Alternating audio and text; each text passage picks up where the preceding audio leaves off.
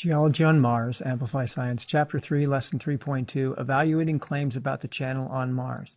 Now 3.2, for part of it, is going to feel a lot like 3.1. We're revisiting that process.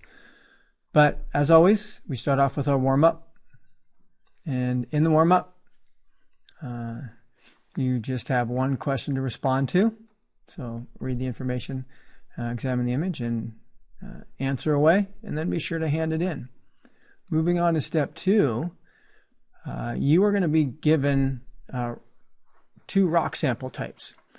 Now you're going to have to go back and look at the cards that you got in lesson 3.1 and look for the rock types card information and the evidence cards.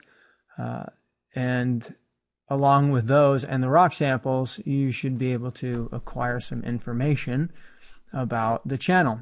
And so there's 5 responses you need to give, but I am going to hop over and look at the projections, so when they reference something, you know what it is that they're talking about. So here's a Curiosity rover. Notice it has a lot of sampling equipment and a lot of ways to gather information.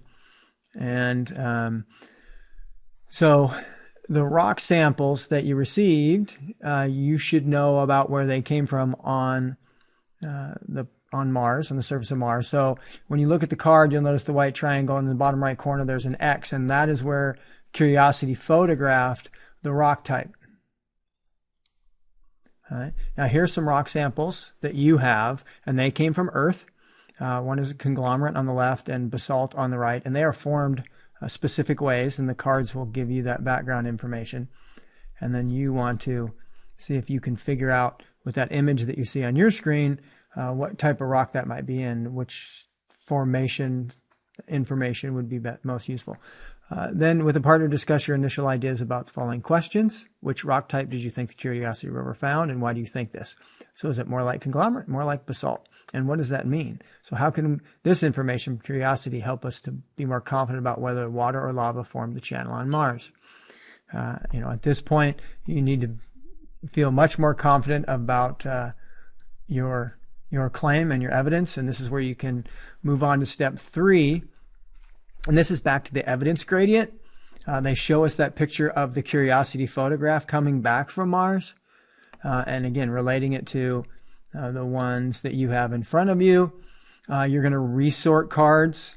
I'm guessing many of them are going to end up in a similar location as they were before, but you might be shifting them, especially if your claim is shifting. Those evidence cards are going to be supporting a different claim. And you move through to the third screen of step 3, and you need to annotate your evidence gradient. And you do that by clicking on the plus, and then you get an annotation that you can move around and then actually enter a letter of where you say it goes. And this is exactly what we did at the whiteboard. Refer to the whiteboard in class.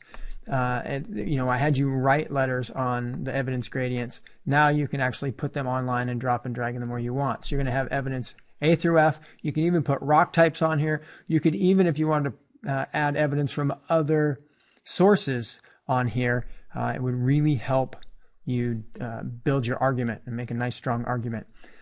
Be sure to hand that in.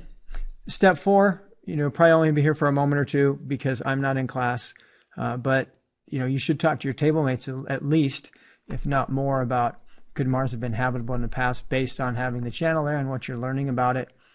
And then finally, step 5, it's one question about whether you support future